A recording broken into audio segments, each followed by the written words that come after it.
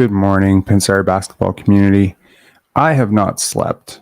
It's a little bit hard to sleep when one of your favorite players breaks NBA history record books and no one's talking about it.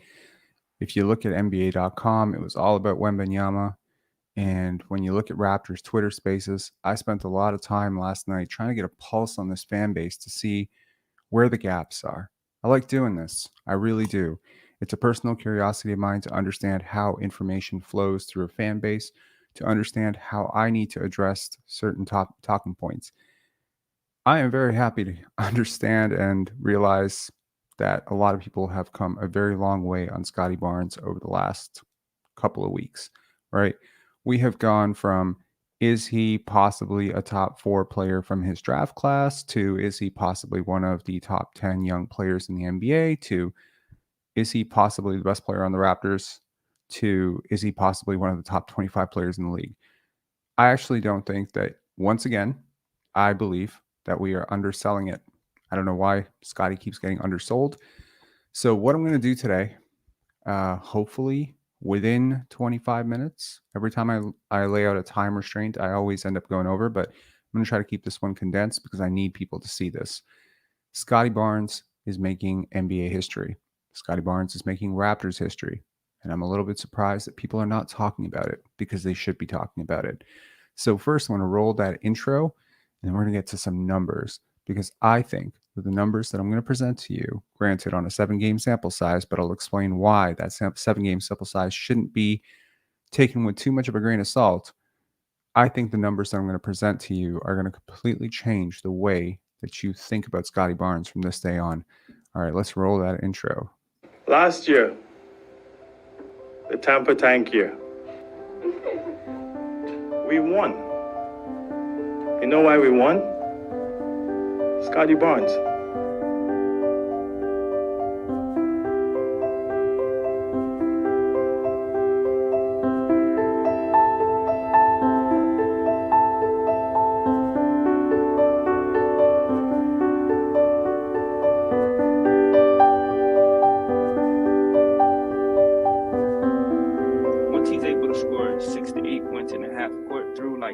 Offense, then he's a 25-point scorer. Like, it's just like Anthony Davis. Like, Anthony Davis, like, when he was in New Orleans, he can, like, wake up, roll out of bed, and he can get 25, 15, and 5. You know what I mean? Just because he gets easy ones. That's exactly he gets easy ones. You know what I mean? Exactly. Like, a lot of people don't get easy ones. Like, he gets easy ones without being, like, that's why the ceiling is so high, because he gets easy ones. And the thing that I'm really good at, like, as a trainer, like, he's still, like, grasping those concepts.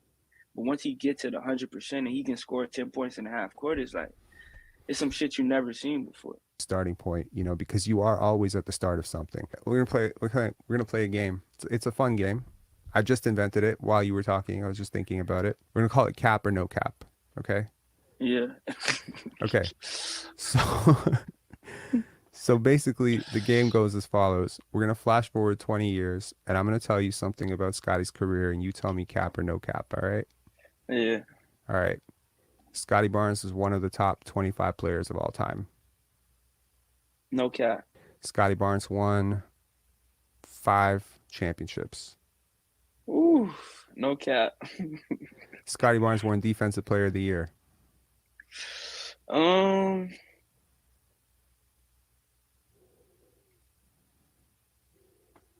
I don't know. That may be one of the hardest things he can do. Okay. Scottie Barnes is a 2-time MVP. Cap is probably more.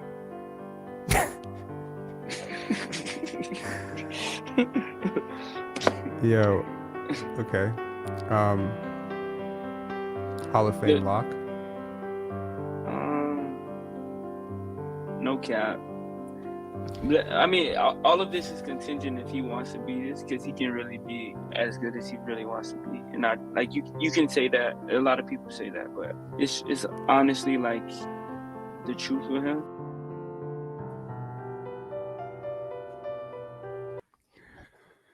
All right. Okay. I am going to flash a tweet that is going to blow your freaking mind. That's the tweet. Take a second to process that. I'm just going to leave it on the screen for Can I leave it on the screen for a minute just for it to have pure dramatic effect? Okay, I'm going to do that.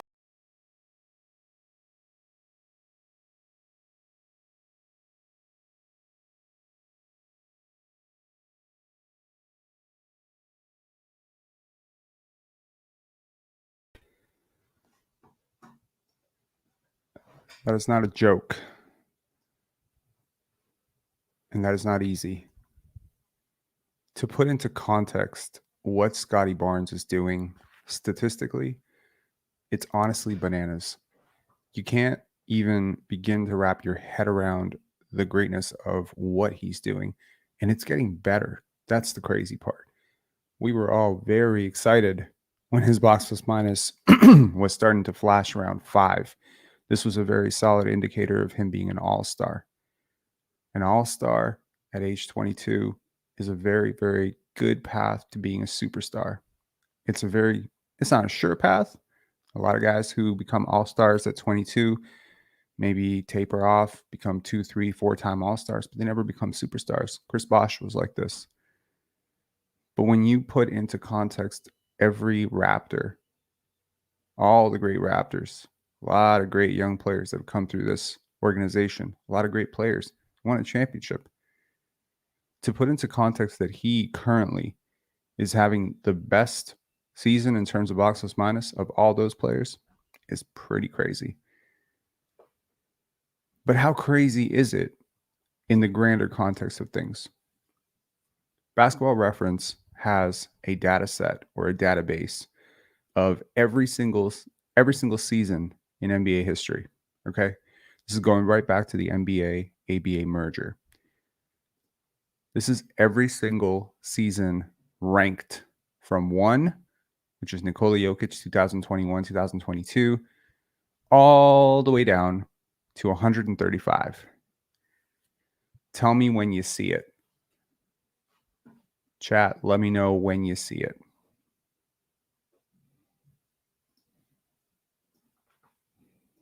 Take a second, scan it with your eyes. Let me know when the mic drop happens for you. Scottie Barnes currently is having the 118th best season since the NBA ABA merger, with 7.97 rounded up to 8.0 box plus minus. The players above him, with the one exception of Derek White, who is off to an exceptional start this year, are pretty much all Hall of Fame locks. You can make a case, obviously, that Donovan Mitchell may not be a Hall of Fame lock, but these are all superstars. These are all top 40 players in the NBA, top 50 players in the NBA. And here's the crazy part. There's a lot of names that repeat many, many times. That's Giannis, Jokic, LeBron. Here's something to absolutely shatter your mind. Scottie grew up a very big Kobe Bryant fan. Okay. And Kobe never clipped 8. Does that shock you? Does that surprise you? Kobe Bryant's best season in terms of box plus minus was 7.6 in 2005, 2006. Vince Carter's best season in terms of box plus minus, when he was taking over the world and he was an international superstar and everyone had crowned him the next Michael Jordan, was 7.6 in 2000, 2001. It takes a very rare type of two-way player. Like, basically, you can't even do this if you're not a two-way player. You just can't. I mean, Michael Jordan, LeBron James, you gotta make an impact on both ends of the box score. Okay, Scottie's a two-way player. Immediately boosts his impact over one-way players who don't play defense, or one-way players who don't play offense. You're never gonna see Draymond Green on top of these lists. His defensive box plus minus is gonna be crazy, but it's very, very rare to have this level of two-way impact. So rare, of course, that guys like Kawhi Leonard have rarely done it. But what the hell is box plus minus anyway, Rob? What do I need to know about this? Okay, so I'm gonna pull this up for you, and we're gonna learn about it together. We're gonna figure this out, and hopefully we can have a more informed conversation than this guy scores more points. Because I legitimately had a conversation with someone on Twitter about why Scottie Barnes is better than LaMelo Ball yesterday. He is clearly better than LaMelo Ball, and he's been better than LaMelo Ball for a while. I'm trying to tell y'all, not listening. So here's box plus minus explained. Okay. Effectively, league average is defined as 0. Okay. Box plus minus uses all box score information, right? And it is purely a rate stat. So it doesn't matter how much you play, it will find value. Obviously, someone who plays 5 minutes in an entire season could have an insane box plus minus. But the more minutes you play, the more accurate it becomes. So typically you have a minutes limit, right? So you're not gonna consider guys who are playing 2 minutes and have like the craziest box plus minus in the world, but you're also you're going to factor out like a super small sample size. So obviously someone's going to say, well, Rob, 7 games is a very, very small sample size to be running away with this. I get it. But here's the crazy part. Nothing that he's done so far is not replicable. I'm on record saying he's had 2 good games so far this year. 2 good games. He's doing this in one of the worst spaced offenses in the league. He's doing this with Pascal Siakam constantly drawing a defender into the paint, into his driving lane. Believe me, I watched all the tape. It's not efficient, okay? He's not being helped. He has shooters who are not making baskets. That impacts your box plus minus drastically, okay? Overall, it's going to massively impact your impact. It's going to impact all your metrics if the guys that you're passing to can't make shots. And there are a lot of guys on this team who have abnormally cold shooting streaks going on right now. Again, small sample size, shooting variance, all that stuff. Seems like the games with Otto are really helping, though. Really helping a lot, because Otto is another guy who is a fantastic analytics guy. And typically, when you put a whole bunch of analytics guys together that are really solid analytically, they tend to help each other. That tends to be how it works. So, Jalen McDaniels has played 6 games so far. He has been scoreless in 5 of them. Okay. Malachi Flynn is no one's definition of a great backup point guard. Gary Trent Jr. and Grady Dick have been in extended shooting spells. Hopefully, they're getting out of it. And Scotty has anchored some very, very awful second units. He is also playing basketball with some very, very low IQ players and a motion offense that requires a lot of read and react. There isn't a lot working in his favor. If right now you told me he had a 2.0 box plus minus, I would actually be like, that's pretty decent given the offense that he's working in. But he doesn't. He has an 8. I'll also preface, they've played some very, very strong teams. Apart from Portland and San Antonio, I think they've played some really strong teams. His best game and worst game came in those games. I think yesterday was his best game, and by far the best half that he's played, probably in his life. Portland was probably one of his worst games. So it's not that he's doing it against bad competition or good competition. His performances have actually been quite better against good competition, against the Bucks, against the Sixers. He's played well. He's played well against the Minnesota Timberwolves. He's adding value across the box score. As a passer, as a shooter, his shot diet has completely changed. Take a look at his shot chart. See a lot of threes, a lot of threes above the break. The corners are not really his jam right now. Corners are being left for Malachi, Dennis, OG at times. No, he is operating primarily from the center of the court, and this is what he wanted last year, and he's doing a great job with it, right? So this is incredible. But I understand that you may be a little bit dubious of the analytics. Look, I was just on Facebook. I posted this exact same thing. Like, look how great he's been. He's literally having the greatest Raptor season of all time, one of these great all-time seasons. And someone said, hey, man, DeMar started out, this particular season where he scored 40 points, he scored 38 points, he scored this points, that points. And I had to explain to that person there's more to basketball than scoring points, especially on high usage and high attempts, high volume of attempts. DeMar has never sniffed. Let me be clear. DeMar has never sniffed 5 box plus minus. DeMar has never touched 4 box plus minus. So, I mean, he might have touched 4 almost in San Antonio, but this is very rare air, you know? And just to put into context, like, again, what I was talking about, the rate is very important. So, it's a per 100 possession stat. So it basically says how much better are you how much better is your team on the court with you on the court. And again, small sample size, right? You play against a really shit team, you have a really favorable matchup, you play a very, very small, group of minutes with a really, really good synergized lineup, your box plus minus is going to be incredible. Scotty's not playing with very well synergized lineups, right? So that's why I say that you actually can start to project forward. And by the way, the jump that Scotty's taken from year 2 to year 3 is almost identical to the jump that LeBron took from year 1 to year 2. So it's not impossible. It's not impossible to sustain this. But how rare is 8, right? So how this is ranked out is below -2 are many end of bench players. This is kind of your Malachi, Jalen McDaniels, this range. -2 is a bench player. 0 is a decent starter, a solid 6-man. 2 is a good starter. So this 0 to 2 is kind of the place you want a good young player to be by year 2 or year 3. Okay. This is a good place to be. Most rookies are negative. I could literally flash to this year's draft class, last year's draft class. Very rarely are you going to see rookies in the positive. I'm pretty sure if I looked at it right now, Victor Wembanyama would be -2.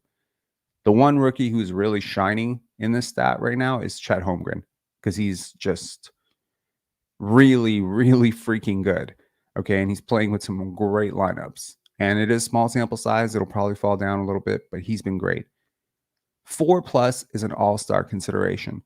Now, let me flash back to that tweet after I get through this. 6 is an all-NBA season. 8 is an MVP season. And 10 is an all-time season. Peak Jordan, peak LeBron.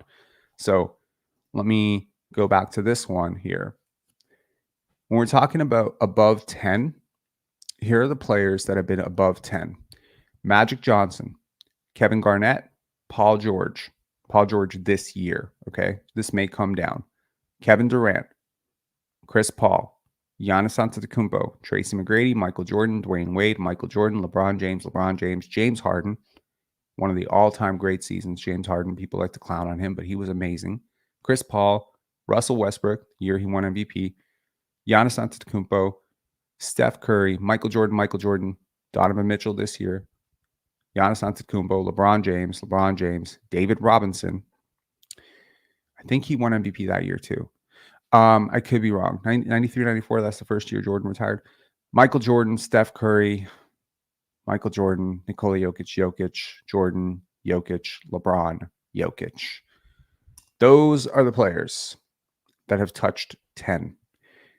My honest to goodness opinion, you change a couple of lineups, Scotty would be a 10 right now. What the hell am I saying? What am I saying? How am I talking about the same player that Raptors Twitter is talking about? Raptors Twitter is talking about the ball has been taken out of Pascal Siakam's hands to feature this guy who's not really impacting winning. He's the reason we're losing. If we put the ball back in Siakam's hands. Let me flash back to that tweet for you just so you get pure context on what I'm talking about, okay? Because seriously, like we need to really examine what the hell is happening here. Kawhi Leonard was at a 7.2. Granted, that was one of his worst seasons because he really freaking, I don't want to say coasted during the regular season, but he was ramping up during the regular season. If you look at 7.2 through Kawhi's peak, that's an outlier season. Most of his peak was like 8, 8.5, 9. Maybe I think he almost touched 10 once. I think he's got a couple of these like all-time seasons. Hang on, let me find him. Kawhi Leonard, 56. So 15, 16, Kawhi was at 9.911. Like Kawhi is really legitimately one of the greatest players of all time. And for good reason. He had an 8.88 in 1920, which was the year after he left the Raptors. So yeah, I mean, like, 7.2 is a soft Kawhi year, right? So I'm not trying to say, okay, like this is Scotty Barnes, he's going to carry you the way Kawhi carried you in the finals or anything like that. But it's getting freaking close. and he's 22. Please understand that most of those seasons above him are by players exclusively in their prime. There are very few years, other than maybe LeBron and Michael Jordan, where those are players in their early 20s. Most of those players in their late 20s. Okay. So if you're going to argue that Scottie Barnes is already in his prime, sure. But if you want to make the argument that his prime is coming and that this is a prelude to the prime, then we really need to talk about we're talking about a completely different player. Like, we need to shut off the valve on all this talk about like anything other than like you've never heard Luka Doncic compared to Shane Battier? No. You've never heard Victor Wembanyama compared to, I mean, god damn it, you've heard Victor Wembanyama compared to Bol. So maybe I shouldn't go there. You've never heard of Luka Doncic compared to a guy like, Michael Finley, Eddie Jones. No, of course not. That would be crazy. We only compare him to the greats. We compare him to Magic. We compare him to Bird. We compare him to LeBron. I think we need to change the conversation around Scottie Barnes to get away from all these Franz Wagners and, LaMelo Ball kind of comparisons, because those guys have never sniffed this type of production in their lives, and they probably never will. You're talking about a very different type of player here. So I just want to throw into context that I know that Box Plus Minus is not speaking to a lot of people. Maybe value replacement won't speak to a lot of people. Maybe analytics in general are just batshit crazy to a lot of people. And I get that. I hear you. And as I say this, I realize this is definitely going to go a lot longer than 25 minutes. My bad. I need to pick up the pace. Let me express some of my thoughts more clearly and more quickly. Let me try to show you what the prorated per 100 stats say about Kawhi in his prime as a Raptor and Scottie Barnes. Let me pull those up. This is Scottie Barnes per 100 possessions in advanced relative to Kawhi. Okay. Please don't look at value replacement, because value replacement is going to be a cumulative stat that is going to build over the year. So obviously Kawhi's played 60 games. His value replacement is going to be way higher. Scottie's actually on pace to shatter his value replacement. But look at all the other numbers. What are they telling you? Right? I mean, his usage is lower. Yeah, his turnover percentage is higher. His assist percentage is higher too. He's a better rebounder. Shooting identically. True shooting. I mean, my God, if I told you coming into the season that through 7 games, Scottie would be shooting 60.9% true shooting. I mean, that's a clip better than a very efficient Kawhi Leonard, who, by the way, was resting on back-to-backs.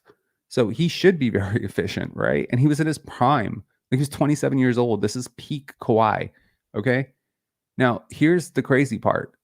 Look at the shot diet. He's averaging almost as many threes as Kawhi per 100 possessions. Does that boggle your mind? He's averaging more threes per 100 possessions than Kawhi Leonard, and he's shooting better. Can you see my face? 7.4 versus 7.1 per 100 possessions. The whole point of bringing in Kawhi was that he takes way more threes than DeMar DeRozan, and this is going to help your offense. Bro, Scottie Barnes is averaging more three-point attempts on a higher percentage of shooting than Kawhi freaking Leonard. Like, did you know this? That's my question. I mean, if you're listening to the Toronto media, if you're listening to these super smart, armchair coaches, why are they not talking about this? I mean, I was expecting when I went into the Raptors Twitter spaces yesterday that I would be hearing about this. Why did I expect that? I don't know. But I thought I would. But instead, I heard a lot of, talk about like, oh, well, we should try to implement Pascal. He's got the same usage rate as Jalen Suggs.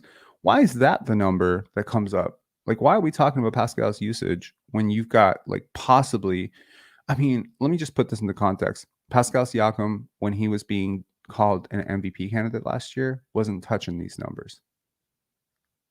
Wasn't even touching them. Wasn't sniffing them. And he was 28 years old. I'm just trying to understand the bias here. Please help me understand. For the love of God, somebody. You have a 27-year-old who last year 28-year-old last year, who was, I think, at max, like when he was blistering hot, was around 6 box plus minus, right? Max. And then it fell off to like 3. That was being considered an MVP candidate, but a guy who's literally putting up 8 isn't on better efficiency, better creation, better rebounder, better defender. What the hell am I missing here? Bro, everyone talks about 2-time All-NBA, 2-time All-Star, 2-time All-NBA. Can I put this into context for you? Scotty Barnes, right now, if he was to sustain what he's doing right now for the rest of the season, which I understand some of you may say it's impossible, it's not going to happen. Maybe you're right. I don't know. I'm not seeing into the future. Maybe he falls off a cliff. I'm telling you, I'm watching the games and I'm not seeing anything that he can't do on any given night. These aren't great games. Yesterday was a great game. There was another great game. The games are getting better. He's been getting better the whole year. Like, it's building. And this is not a player who softens up during the year. He continues to work during the year. So there's a really good chance that by the end of the year, he's going to be having dribble counters that he doesn't have right now. There's also a chance that the defense kind of changes, adjusts, starts setting doubles, and maybe he struggles. I have no idea. I don't think this is a player that struggles with doubles. So I'm failing to understand why this is not being talked about in the right context. I mean, instead, you have a head-to-head matchup with a rookie and this guy who is really having one of the all-time seasons right now. For a 22-year-old, this is rare air, rarefied air, okay? And the NBA leads with, hey, it's Victor Wembanyama. You know, look at how great Victor Wembanyama did in this loss. Victor is awesome. Victor's one of my favorite young players. But please, NBA community, wake the hell up, man. You're missing something here. You're missing the start of an ascending superstar. I mean, these are superstar numbers. This is not an opinion. This is not a debatable fact. He is a superstar right now. And if he keeps anything close to this, he is at worst going to end up as an ascending superstar. Not every superstar looks like Luka and Jokic, right? Not every one of them is going to clip 8.5, 9 box plus minus. Those guys are freaking nuts. And they're being considered all-time greats for a reason. Okay. If we did a straw poll on the next batch of players for the next 100 greatest players, whatever, those guys would be first ballot, and they are great. Okay. But I think we have to give context where context is due. This is way further than Kevin Durant was at the same age. Like, do you realize what the hell I'm saying? What I just said there? Kevin Durant was 4.9 box plus minus in his 22-year year. I mean, granted, he had a 7 the year before, so the flashes were there. But this is craziness. I mean, again, this is all contingent on whether he can hold this mark. But it's been going up every single game. And I'm just saying, he hasn't had great games. Like, I mean, I'm watching the freaking games. I'm watching them. Like, take a look, right? I mean, I can show you. Like, what's the great game? I mean, the great game is San Antonio. I think you could make an argument that Chicago was a great game too. I mean, sort of. But, I mean, shout outs to Cleaning the Glass, for this. But, like, I mean, look, does the spacing look right to you? Can you imagine what another movement shooter in place of Pascal Siakam potentially could do? Or if Pascal Siakam wants to become a better cutter or someone who sets screens or, Scotty's a straight line driver. He's someone who uses long strides to get into the paint. It really does help to not have a center clogging the paint. Can you imagine if that one factor was changed? If he starts playing more with Otto, we saw Otto play 5-man, so they can play 5 out now. And Scotty's a part of that now. He doesn't have to camp out in the paint. He can actually stretch the defense. They can play 5 out offense. They're just implementing this offense. So either we're going to make the argument that defenses just haven't caught up to this jump that they're taking, and suddenly they're going to throw their better defenders. I heard a very ridiculous take the other day that there was evidence that because Alex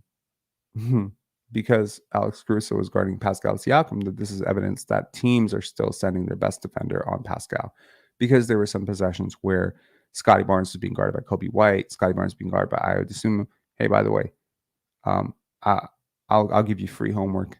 Go Google Alex Caruso, Scottie Barnes, and tell me what you find. I Googled it. I found nothing but ownage. I found a guy getting ragdolled. If I was coaching coaching the Chicago Bulls, I would literally never put Alex Caruso on Scottie Barnes ever again in my life. It would be really smart coaching decision. There's nobody on that team that can guard him. And actually, if I'm being completely frank, if he's shooting 35 to 40% from three, there's very few people in the entire league that can guard him. One-on-one, I don't think there's anyone in the league that can guard him one-on-one. Maybe the best defender, maybe OG. Okay. But luckily, he's not on the other team. He's on your team. There is nothing really stoppable about what he's doing. Look, last year, it was a very simple equation, right? You give him space to attack. He can't attack, can't shoot. So you just play him off. If you can't back off of him at the line and he just gets past you, I mean, this is just unlocked everything, hasn't it? I mean, his pull-up jumper is insanity. I mean, look at the shot chart. It's just nuts. I mean, if you have access to NBA.com or internet, you can literally go and track all of his possessions and see where he's shooting from where. And on pull-up jumpers, I mean, this guy has been nuts. Like, I mean, he is really, really projecting some superstar freaking shit here. And no, this is not common. It's not common to have a 7-game outlier like this. There's a reason why there are some people who are starting to utter the word superstar. But hey, wait a second.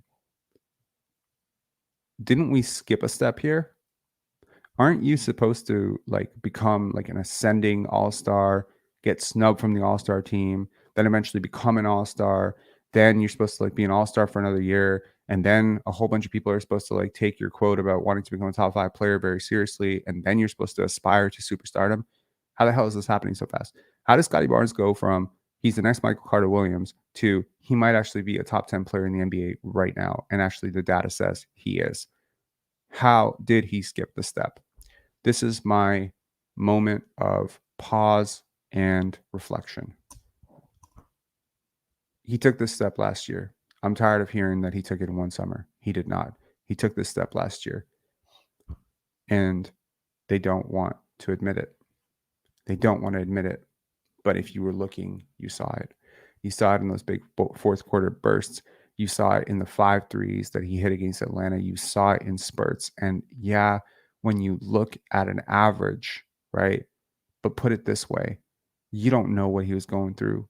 You don't know the injuries he played through. Just because he plays hurt doesn't mean he wasn't hurt. Just because there's locker room tensions and all sorts of chemistry issues, and because guys are not, working with each other and they're freezing him out of the offense, in my opinion, icing him out of the offense. I mean, he's not a selfish player, and he's not a superstar last year. He was not given that role by this franchise. He was not given that role by this offense. He was not given that role by his teammates, and especially by his 2 highest paid teammates last year. They certainly did not see him as a superstar. But you have a coach here who has just handed him the ball, not drastically more. This is not Cade Cunningham usage. He's not just launching shots like a lunatic. He's not been given the green light, and I'm sure he has the green light, but he's not just taking ridiculous shots. He's not launching like 35 shots a game like Kobe or Jalen Green or Cade Cunningham. He hasn't really gone outside the offense at all. This is all within the offense. Everything is easy. Find me the hard baskets. Can you tell me that? Go look at every single basket that he scored in these 7 games and find the hard ones. I mean, they might be hard for you and I. Jeremy Zohan is not easy to move around. Victor Wembanyama is not easy to drive by. I get all that. Karl-Anthony Towns and Rudy Gobert are not easy to score around. Giannis Antetokounmpo is not easy to bully ball. But find me the places where he is falling away. Like, I mean, not to pick on Pascal Siakam right now because it feels like very low-hanging fruit. But how often did you see Pascal Siakam attack the paint yesterday and flick up a shot as 2 defenders, 3 defenders had collapsed on him, and he was falling? I mean, that does not look like an easy shot to me. Whether it goes in, whether it's gone in historically, it's never been an easy shot, and therein lie your percentages. That's why you're not shooting 60% true shooting, because they're not easy. They're never easy. You don't get a lot of shots within the offense. You're going out of the offense. You have the offense catered towards you isolating the basketball. Other people have to become stagnant for you to score. Nobody needs to become stagnant for Scotty to score. But yet I keep reading bullshit articles by people who swear they understand basketball that are telling me that, oh, well, they're putting the ball in Scotty's hands at the expense of winning. Actually, this is the type of player that actually you could win a championship with as your first option. Again, if the trend holds, if he continues to be this player. But this is not normal. We've never seen this. I mean, we saw it with LeBron, but that was LeBron, right? We've never seen this, right? We saw it with Luka, but Luka's Luka, right? And Luka came in like this, so he caught people off guard very early, and they adjusted. If people knew who Luka was, he would have gone first overall. If people knew who Giannis was going to be, he would have gone first overall, right? If people knew who Nikola Jokic was, he would have gone first overall. None of these guys would have slipped past the first overall pick because they're all freaking amazing. Jason Tatum would have gone first overall. You think the Philadelphia 76ers want to have that pick over again? These players are very rare. But you got someone at the 4th overall pick. Chris Paul was a 4th overall pick. Michael Jordan was a 3rd overall pick. You need to let that go. You need to let that go. There are a lot of people in this NBA community, in the NBA world, that still swear that Cade Cunningham is a better player than Scotty Barnes. He has not been a better player than Scotty Barnes for 1 second of their NBA careers. We are 3 years into their careers. I think we can let this one rest. LaMelo Ball? Are you crazy? Quentin Grimes? RJ Barrett? These are the names that I often hear compared to Scotty Barnes. If you want a real chuckle, some very prominent websites listed out their top 25 young players under 25. Scotty was 16th on that list. 16th? He might be a top 10 player in the NBA right now, but he's 16th among players under top 25. This is the insanity of it. So look, if you are a Scotty fan, I'm very happy for you. I had a really great night last night. Got to check in with a lot of people who loved and supported him for a very, very long period of time. And it was just lovely to see them. But also there are people who don't really know him, don't support him, haven't supported him for a while. And it was really lovely to see those people as well, to have those bragging rights, just seeing people shift up, right? I know there's a whole stay on your side movement on Twitter. I'm not for it. Stay on whatever side you want. This is sports. It's not that serious. But I do think that it's pretty cool to hear fans, Toronto Raptor fans, really feel like their guy could take on the other guy. I wonder where that comes from. I think it comes from being a kid. I think it comes from when you were really young and someone said that my dad could beat up your dad, and you said, no, my dad could beat up your dad. And you watched your dad tell the other guy's dad that his team was better than his team. The Detroit Lions, they could do this, or the Toronto Raptors, they're better than this, or the Toronto Maple Leafs, they're better than this. They're better than the Canucks. And you feel a little bit of pride when you actually believe what you're saying, maybe you feel pride saying like Matt Sundin is better than your guy, or Vince Carter is better than, your guy. It's great. It's a great feeling. Maybe it makes you feel better. Maybe you're having a bad day and it makes you feel like, hey man, I'm going to turn on the television and I might witness a piece of NBA history. But that's not the way Scotty Barnes' ascent is being covered, and I don't understand why. Why is it this channel and this community is the one that is pounding their chest? Are we all crazy? Well, we've certainly been called crazy for quite some years. And I got to tell you, man, keep calling it crazy. It's not stopping. I've always wondered why it's taken the NBA community so long to give someone like Scotty his flowers. I think there's a lot of anchoring bias here. I think there's a lot of bad buzz around the draft. I think there's a lot of bad rep. I think when you compare a player to Draymond, you pretty much seal their fate. But that's not who Scotty was trying to emulate. Scotty was trying to be an all-time great. Scotty had visions of Kobe and, Magic. And quite frankly, it's really humbling and awesome to see him have a moment like last night where he's on the team with a 2-time All-NBA guy who's hopeless right now. And he's going up against probably the most hyped number 1 overall pick of all time in Victor Wembanyama. Like, seriously, the international fanfare over Victor Wembanyama is nuts. And I can't even imagine the feeling of being in this gym, auditorium, stadium, 20,000 people screaming. Your team is down 20, and you decide that you're the best player in the building. And you are. You are the best player in the building.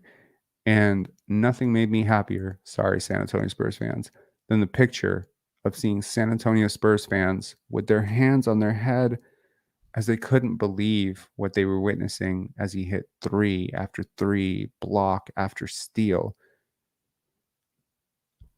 I have to say, when I saw that picture, it reminded me of a picture of Toronto Raptor fans holding their heads after LeBron put 56 on us or ended another playoff run or whatever. And I just had this feeling of pride for this city and for this fan base, those who can wake up to what the fuck is happening, those people. I had a real sense of pride for those people because I just thought to myself, oh man, we're finally going to be on the other end of that. We're going to face an Orlando and they're going to have a Paolo and a Franz and a Suggs and they're going to have all these guys and they're not going to they're not going to have a chance because in the fourth quarter, Scotty's just going to come in and he's going to end their season. And it's going to happen over and over and over. It'll be Scotty Do, Orlando, like LeBronto, right? And just ending cities left, right, and center. And what a beautiful thing. What a beautiful thing. What a beautiful thing to have a shit-talking match with an, Atlanta Hawks guy, and you no longer have to defend that Pascal Siakam's better than Trae Young because no one believes that. What a great thing to have a legit superstar. An ascending one, you may call him an ascending superstar, but man, he is there. He is freaking there. Like, you cannot look at Kawhi versus Scottie Barnes, bro. Like, this is rarefied air. If I put it up to Vince Carter's numbers, it's the same shit. Every number is telling you the same thing. Like, this guy has arrived. He has arrived in a very big way. And I guess I got to say, as a final note, I hope these numbers continue. I hope they get better. Man, I hope to get better. I hope at the end of the year, we're talking about 9 box plus minus. I hope we're talking about 10 box plus minus. Bro, I hope we're talking 12 box plus minus. He has the greatest season in NBA history this year. Because you know what? I'm not even counting it out. That's the crazy part. And it sounds absolutely unhinged and totally nuts. If you think he's the next Draymond, that's really dumb. And if you think he's the next Michael Carter Williams or Ben Simmons, it's even stupider. And honestly, it doesn't make sense to me either. I'm telling you, man, 8 box plus minus, I was hoping he would get there by like year 5. Yes, I've always seen him as a future superstar. There's a reason why we devoted so much time on this channel to talking about him. There's a reason why he's my favorite player, even when he was averaging 15 points per game. Yes, I am very, very faithful on, or hopeful on Scotty's future. But this much, this soon, has caught even me off guard. And that's probably, like, it felt impossible for me to be on the downside of Scotty. Like, I was like, this year, when I wrote down my projections, I was like, max upside 6. And that was crazy talk. That would be one of the greatest. That would be peak Kyle Lowry. And I was like, yeah, man, he can do it. There was a bit of regression last year because of I would call it depression. We should call it depression. We should not call it regression because it was a depression. It was like his stats were depressed, right? His stats were depressed, whatever you want to call it. But it was not a regression. Like, he was a better player. Like, I could see he was a better player. I'm watching his tape. I watched his tape in the first year, broke down all his tape in the first year. Second year, I'm like, yo, these passes are cleaner. The handle is cleaner. The moves are coming quicker. The shot is looking better. Like, how the hell is he not better?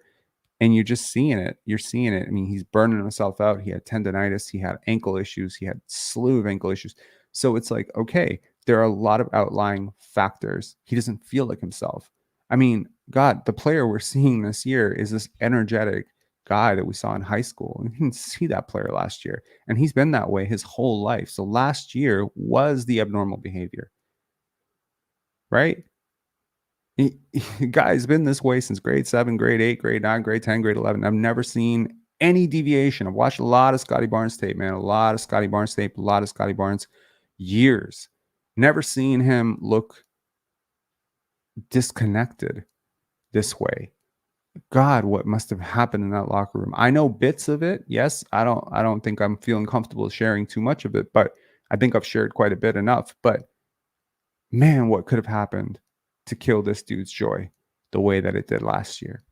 So I'm happy to see him ascending the way he is. The numbers are telling me, Toronto, you have a superstar. So you can end all this, this guy needs to whatever. You just stop it. Just shut up about it. It's the dumbest thing I think I've ever heard in my life. This is like saying that Vince Carter should move aside for freaking Antonio Davis. Like, what are you talking about? These are not comparable players. Like, there are still some people in this city that think this guy's better. Yo, let me flash this again for you. For those of you, on the short bus, like, what are we fucking talking about?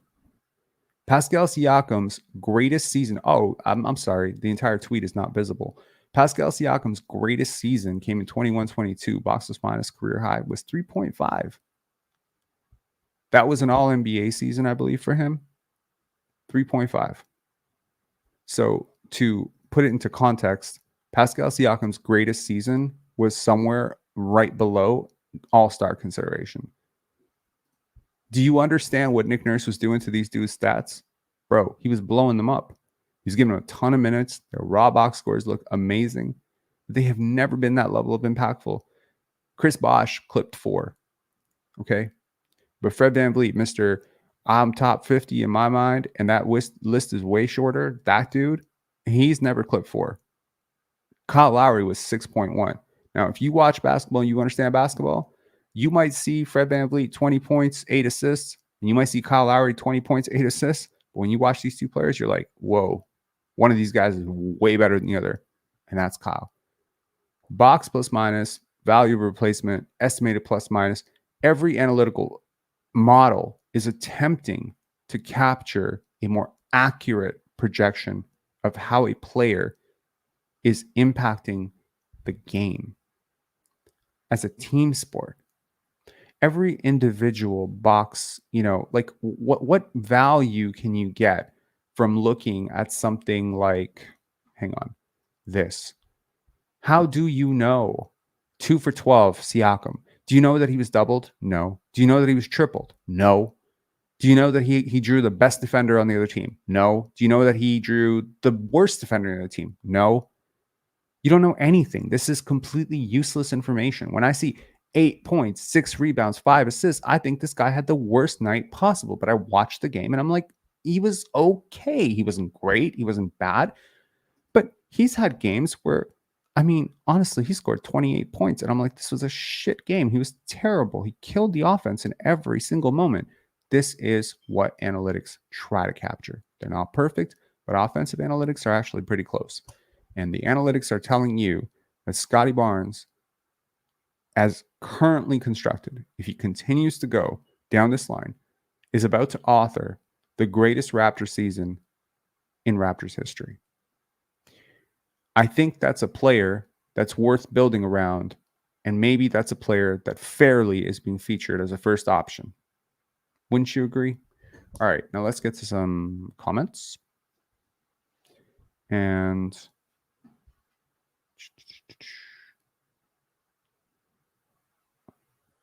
oh man, I hope you guys didn't have a lot of trolls. I apologize. I don't know why. I just sometimes don't look at the comments too much. Oh God.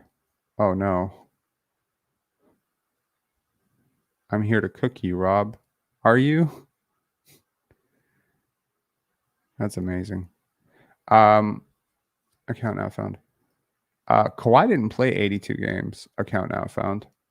Did I draw every single Pascal troll, like Pascal Stan troll, like out of the? Oh my God. Pensari called me out. I'm the comments. Huh?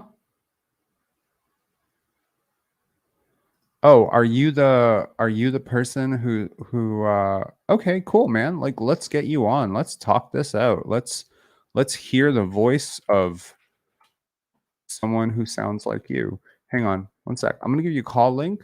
You're gonna call in. You're gonna keep it nice and respectful, and we are gonna have a debate because I have not slept, and this is totally worth my time. Okay, here's your call link. Call in. I dare you. I actually double dare you. Okay. Wait, did I write it in? There we go.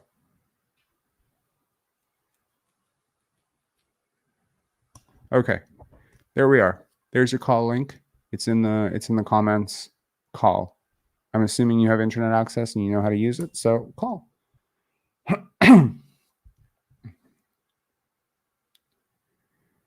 And waiting. You said, I'm here to debate you. Yeah, you can debate me. Call in. You don't have to turn the camera on. It's cool. Let's go.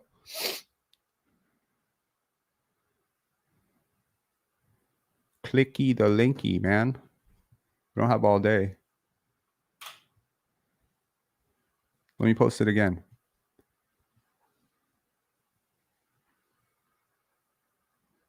I'm no troll, bud. All right. You know, I'm really tired of playing the game of chicken with people. Trust me, man. I'm no coward. Let's go. All right. Are you my troll? No, I'm just kidding. Hey, Jonathan, how are you? Good. And just for anyone expecting fireworks here, this is not a troll. This is Jonathan Convoy, who gave us a very, very beautiful analysis the last time he was on about Scotty and the butterfly. I always refer to it as like it's almost like a short story in my head right now, Scotty and the butterfly. And every single time I'm watching these moments, it's making me very sentimental. Like yesterday, I was watching him author one of the greatest comebacks in Raptor history, right? Yeah. And I'm just like, and in that moment, I was like feeling so happy for the people who've brought him to this point, from his trainer to his parents to his brothers to his, just feeling like how must it feel in a moment to watch someone that you literally like you raised do this. Like this is way different than becoming the 4th overall pick, becoming a McDonald's All-American. This is dominating at age 22 in the greatest league in the world. This is crazy. Yeah. Emergence, motherfuckers. Just straight up. Yeah. Like, this is crazy. Hey, Jordan, come on. Like, I really want to hear what you have to say. And if you were just trolling, like, come on, man. Oh my God. No, Rob, I will not call and disrespect your genius takes. Have you ever here's a fun fact. Have you ever seen somebody attempt to call out someone else's intellect and within the same sentence disprove any notion of their own intellect? Almost every single time this happens, it's like almost like someone's like, "You're so stupid," and then they spell stupid with 2 O's, and I'm just like, motherfucker, like this is karma, this is God or something. I don't know.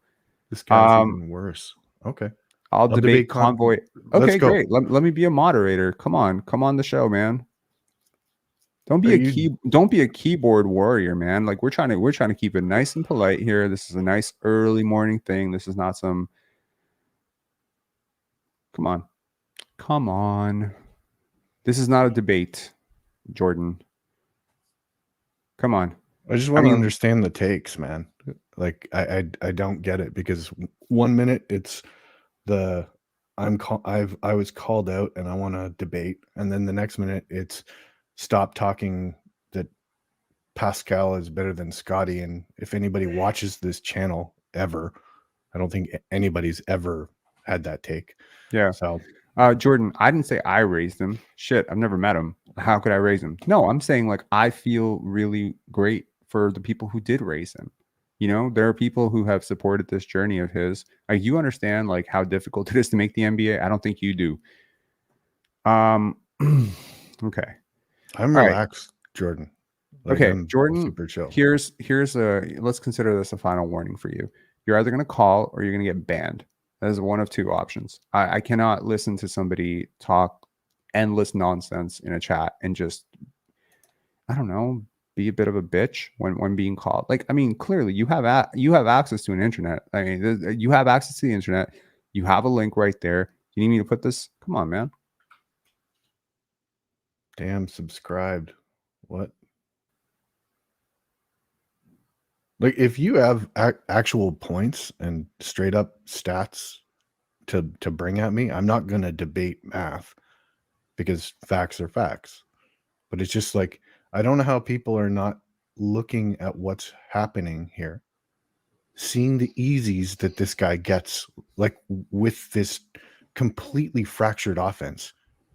Seriously. Like he's doing things without even trying. And then people are like, oh, let's look at 30, 40 games into the season and see where he is when people are actually locking in on him. Then he's going to fucking make people pay for the doubles. If people and make the triples. shots, I mean, there's really not a lot you can do, right? Because I'm watching like stuff that he did against Philadelphia, which, you know, they have a pretty decent defense. That game was Nick so Nurse good. knows him like the back of his hand.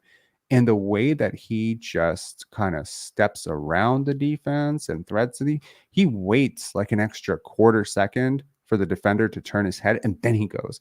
It's like this guy is playing on a completely different, like, it's not even fair, like what he's doing out there. This is nuts. I mean, people compared him to Barkley last night. Barkley never saw the game this way. I mean, I don't know if people watch Charles Barkley. He's a great player. Yep. He didn't see the game this way. It was brute force. It was one way, and it was impressive as hell to watch. He didn't see the game this way. I mean, people talk about Magic. Magic was not this type of athlete. Magic was a great player. Magic and Bird were great players. The only thing you can even begin to talk about in this conversation right now at age 22 like this is really in the top 10 all-time guys. Like, I don't know, top 25 all-time guys like Giannis, LeBron, Kawhi. You can go in that direction and you can say it's nothing like any of those guys because it's super different. It's clunky, it's weird, it's awkward. There's weird gathers. It's like nothing I've ever seen before. So, I mean, yeah, Oak Tree saying I love Barkley. Man, I love Barkley too. But this is not Barkley. This is not Charles Barkley. He's 3 inches taller than Charles Barkley. He is not out of shape. His career will, touch wood, be like a completely different trajectory. Barkley was amazing, right? But like it's different. Okay, I'm gonna drop because there's really no point in this. Like, honest, like Jordan, if you want to talk to me personally, I'd be more than happy to debate. And if you wanted to, like, I get the social anxiety thing. I don't like getting on, but I'm so behind what I'm seeing with Scotty that it's worth the uncomfortableness. You mean like getting on camera and stuff and doing this stuff? Yeah, and like, you know, there's moments when, like, you know, my wife is gonna walk in and so on and so forth, and you know, I got a life outside of this, so it's of course. Yeah, I understand. Yeah, I mean, it was good talking to you early in the morning. Thanks a lot. Sorry, I didn't tune in last night. My Bengals were playing, so gotcha. I wanted to be on it, but I was like, I gotta watch Joey B. So it was a very interesting conversation, but it's very long and it's not time stamped, unfortunately. So, not the easiest navigation, and I'm not making it easy on anyone, and I apologize for that. I really need to get on that, or maybe I need to like find somebody, you know, who's going to be a community member who's always going to add timestamps or something like that, who just watches everything anyway, and they can just do that as the greatest gift ever. Because honestly, I'm very, very lazy sometimes. I am not like Scottie Barnes. Yeah. All right. Thanks so much, Jordan. Jonathan. Yeah, no worries. I'll talk soon. Whoops. Okay. See you, man. Peace. See ya. Okay. So, I mean, trolling aside, which, I mean, what the hell is the point of that, right? You've just extended the video by 7 minutes and we've gotten nothing for it, right? Basically just got no, Jonathan, that's not to you. That's to Jordan. It's like this guy. All right, I'm calling in. Okay, great, man. Call in. Okay, that's awesome. Okay, go. You don't have to turn your camera on. It's okay. Like, we can talk. And I'm not gonna be an asshole about it. Just I want to hear what you have to say.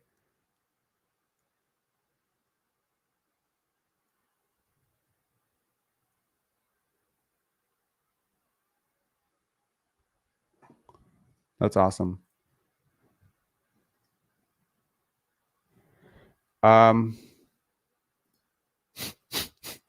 Oh, this brings me back to my childhood.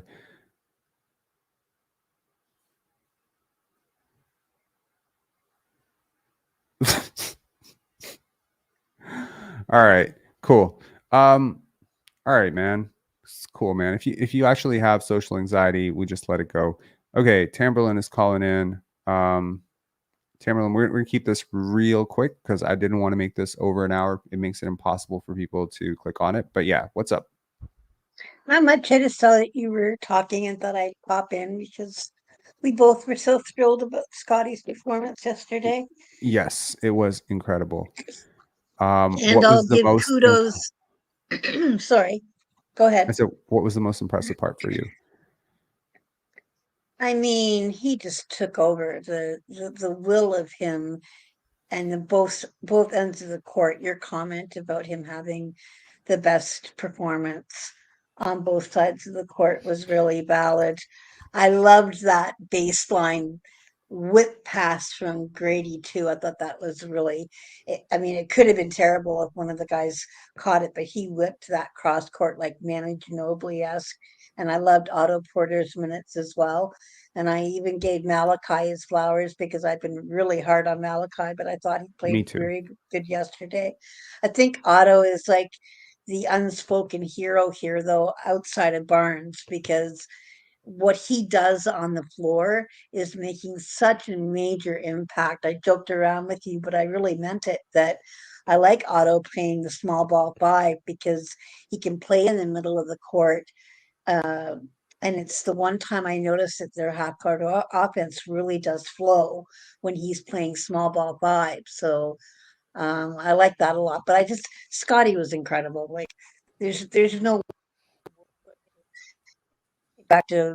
I just sent you that little note there that Zach Lowe was talking about Herb Jones almost getting a 5-by-5 game, and incredibly, to Nurkic is the last one to do it. There's only been 21 in history, and Well, here's King something has 6 really of them. interesting. I can't believe I didn't bring this up at the top. So Scotty's stat line yesterday, which was 30 points, 11 rebounds, 6 assists, five 3 threes, steals. three steals, 3 blocks, is the first time Yeah, that any player in this century has clipped those has marks. ever had that. Right. Or better. That mark or better is never happened this century. I don't remember when the last time it happened. I think Great. it was in the 90s.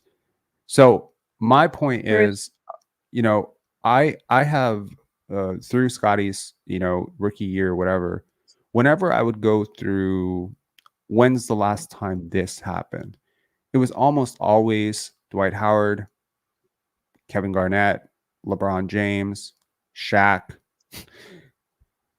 Like I would look through and be like, when's the last time a guy averaged this number, this number, this number, this number? And it was Wilt. always almost all.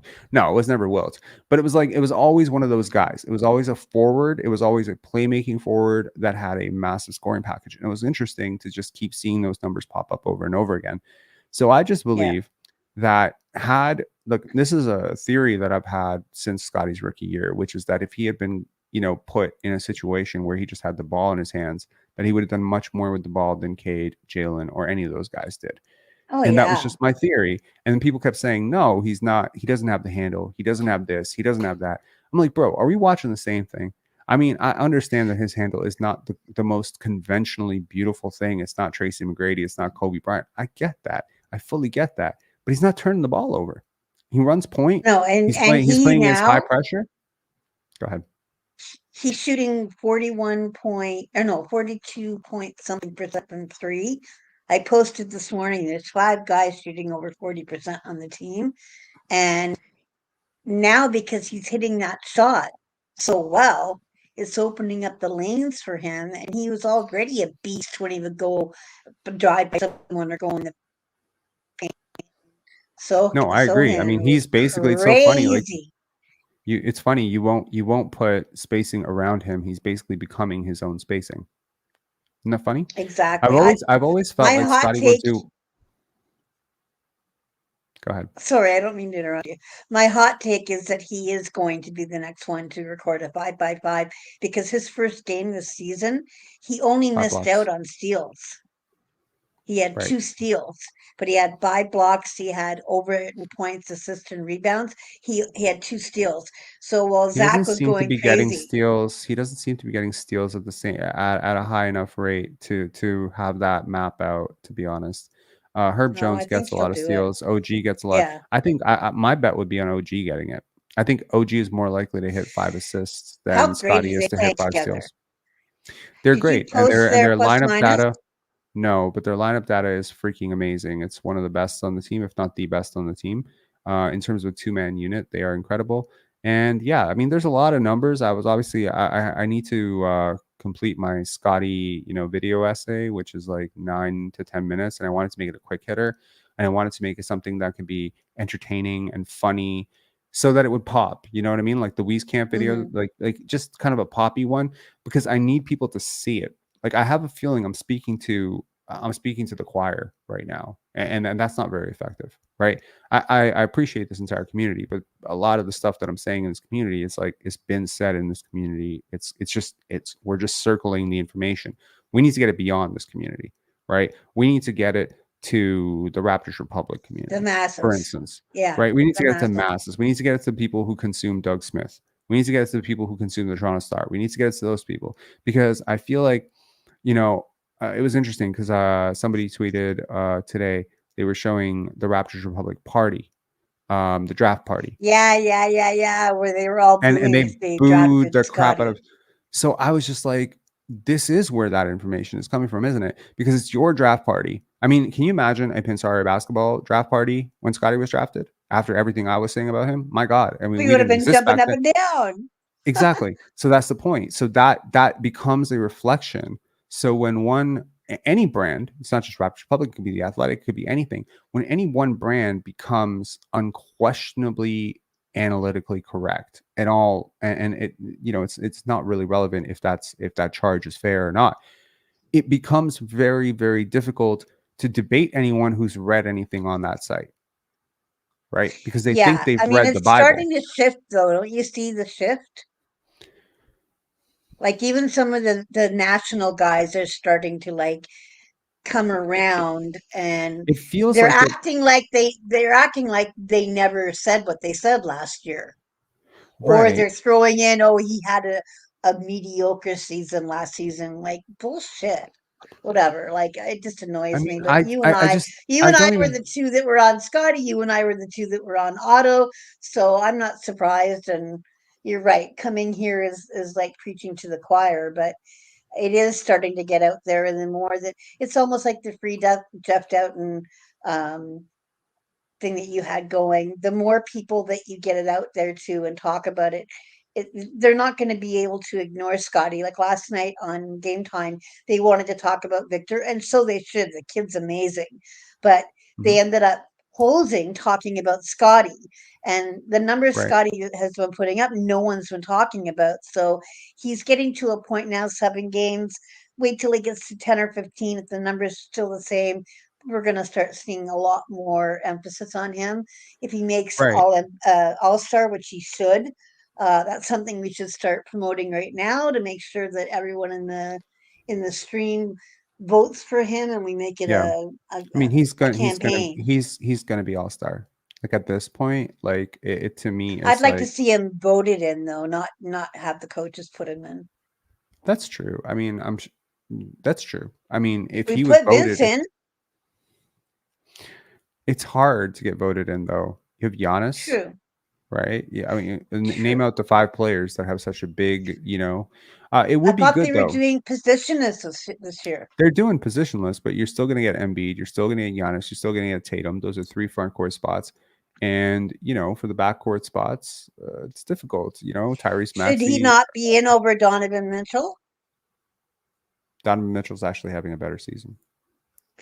Points wise. No, box plus minus wise. If I'm going to Oh, use okay. box plus minus to prop him up, I have to give Donovan Mitchell his Okay, flowers. He's been great. okay. I Yeah, mean, if I give you the choice of the two, who you picking? I'm picking Scotty 100 times out of 100. Sorry. sure. But I mean, like, I'm not shafting somebody else because my favorite player, is the guy or whatever. Like, it doesn't really matter. I mean, they can both make it. I mean, technically, they're both having a better year than than Jason Tatum. So you know what I mean. I'm just Question. saying popularity vote is Yeah, yeah, Jason yeah. Tatum, Drew Holiday, these guys because they're household names. They've been in big Oh, playoff I love series, whatever. Holiday. I hope Yeah. Holiday gets in. Quick question. Did Pascal not spend a lot of time this summer with the kids when they were like spending time together all here? Do you think that's He was the not. He reason? was not. He was not in the summer league. Um, so he was not there at summer league. I believe he did join the team here though. And wasn't But he, well, I mean, they were all at Rico Hines, right? mhm.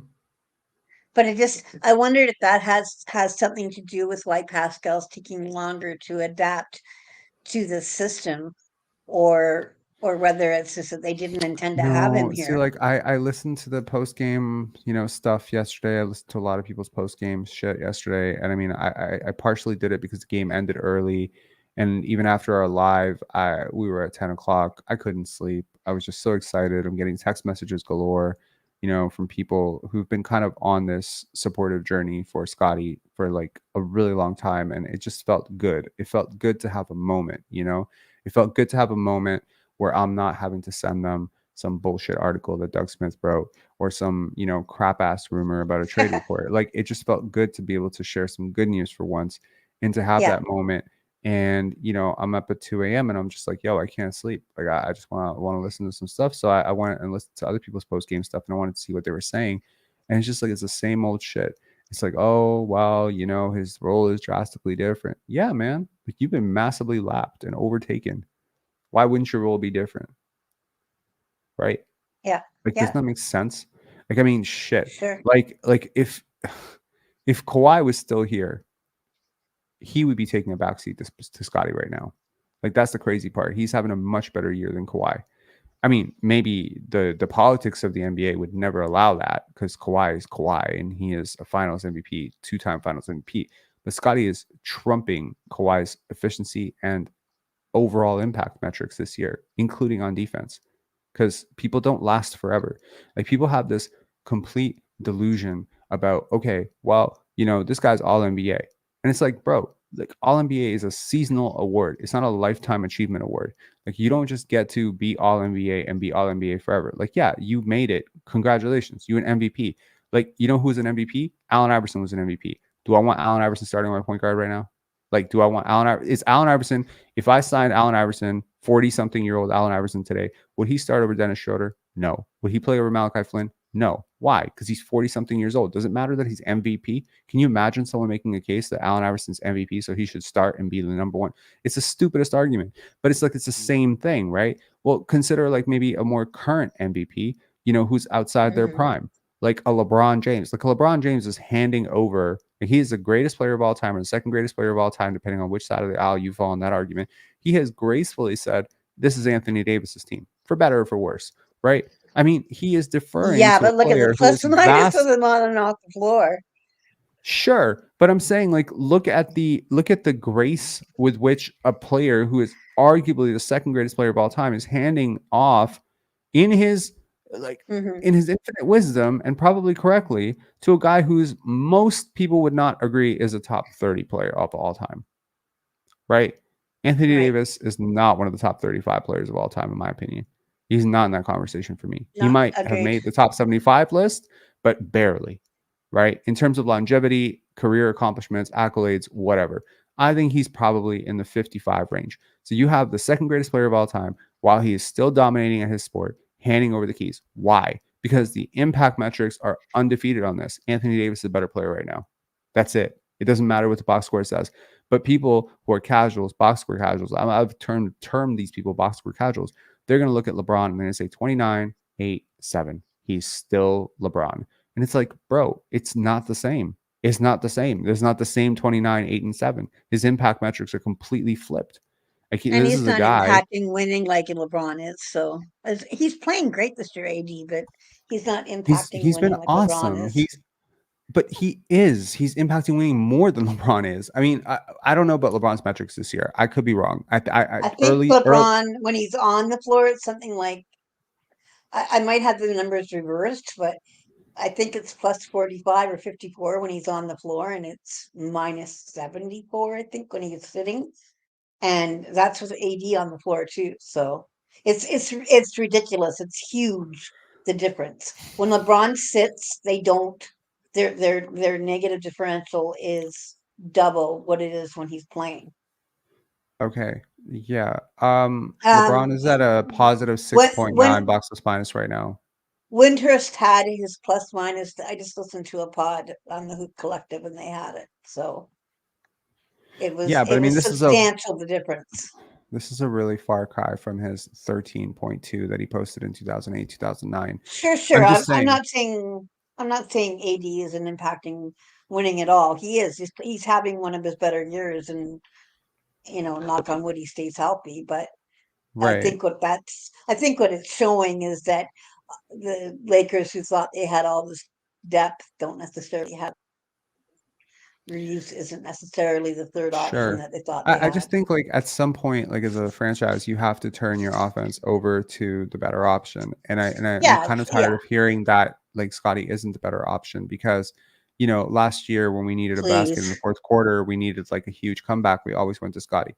When we faced really tough defenses or a really big, lineup, we went to Scotty. So, I'm kind of and of course when we wanted to, We got the answer choke. last week when Nurse came in and Scotty said he didn't notice him because he was focused on the game, and then he gives Adrian Griffin a great big hug and smile. So that was the answer right there. Like it was, we know Fred was like occupying the space and not letting Scotty into the mix, and so was Nurse. And shame on them for holding him back for a year from what he could have been. But now Darko loves him. The way that he reveled about him yesterday was so refreshing to see that a coach that appreciates his players. Yeah, absolutely. And I mean, it's okay to play favorites. It's not really okay to play favorites, but I think the the thing is like you can't rig the way Nurse rigged last year. See, Nurse rigged in a way where it was so obvious to his Yeah, entire locker room. They knew that these guys were not real superstars, but they're being given superstar treatment. They're being allowed to sort of masquerade as superstars. And I think for guys like Otto, Thad, even Scotty, who've been around like really great players, like they know what the real ones look like. And so here, you have Darko handing the ball to a guy who hasn't been in this position in a very long time since EYBL. And it's pretty interesting to see how the bench is reacting to it too, right? Because yeah. that's the thing last year when you would see Pascal Siakam isolations to close the game, there was almost a sense of like, oh, here we go again. There wasn't like a lot of people up on the bench trying to celebrate it because I think they knew that it was sort of a flawed idea and that it probably should have gone to Gary or Scotty or somebody else. And so here, you have guys like Garrett Temple or Otto Porter or OG Otto Anunoby, went Jakob. crazy when Scotty dunked yesterday on the bench. Did you see that?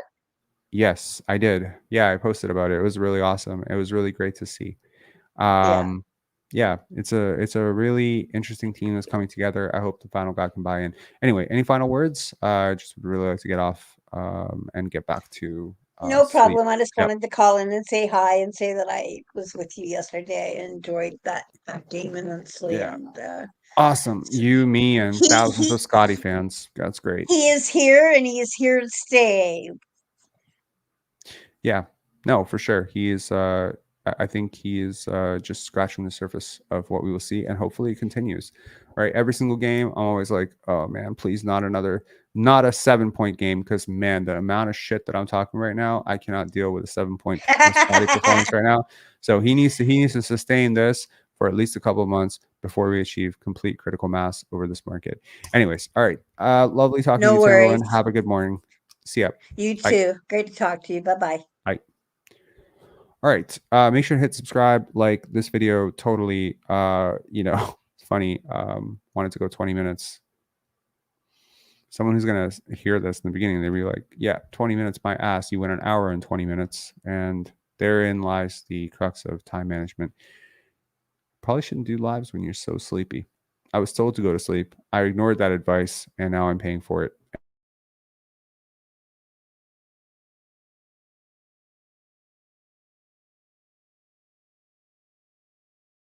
Oh. Did I just clip out? Sorry. My internet is like, we're done. I hope it wasn't laggy. Yeah. I will condense a lot of this information and pack a whole bunch more information into that video on Scotty that I do. And I will edit that today and hopefully get it out tomorrow. I'm really looking forward to it. I think the world needs to wake up, man. The NBA's got a new superstar. That's always exciting when it happens. Typically, these superstars are primed from a very young age. We're talked about in highlight reels and packages, and we get super excited about them. And they come to the league and they don't do shit. Not to say they don't do shit, but they don't impact. They don't create an impact. And so it's very rare to get a guy like a Scottie Barnes, in my opinion. It's very rare. It's very rare. And the NBA community needs to wake up to it. But you know how the NBA community is really going to wake up to the leap that he has taken? If the Toronto media starts talking about it fairly and honestly and gets off of their bullshit high horse about, their guy kind of losing his spot. Y'all played a crooked game and now you're upset that you lost. Like, this is such a double, like, just accept it, move on, be honest with yourselves. You cannot find a single 7-game stretch of Pascal Siakam's career, including when you anointed him an MVP candidate last year where he was playing this well. So how can, like, that's maybe my Asperger's talking, where I cannot possibly synthesize nuance very well. For me, it's very difficult to understand how a 28-year-old can do something and you can crown him MVP and suggest that everyone's development curve should be derailed because he's so good, and that you should trade the young asset on your team for a win now move like Damian Lillard because this guy is so good. And then that young asset that you wanted to trade is actually having a 2 times better season right now per the analytics than that guy was then. But all you want to do is give that guy his ball back. I don't get it. Anyway, I hope Pascal Siakam figures it out. I hope this Toronto media space really figures it out. But these numbers are really not Michael Carter-Williams, Cade Cunningham, Paolo Banchero, Franz Wagner. We changed the conversation, bro. This is not Josh Giddey shit anymore. This is Shai Gilgeous-Alexander territory right now. Okay? This is the same conversation we're having about Shai, same conversation we're having about guys like that. Okay? This is some really rare air. And, we're talking about Shai Gilgeous-Alexander as a top 10 player in the NBA. I think we need to start talking about Scotty as a top 20 player in the NBA. And if he sustains this for an entire year, which I think he can, but maybe he can't, if he sustains this for an entire year, the conversation of whether or not he's a top 10 player is over. He is a top 10 player. If he can do this for an entire year, yes, he is a top 10 player. Analytically, statistically, eye test, everything matches up.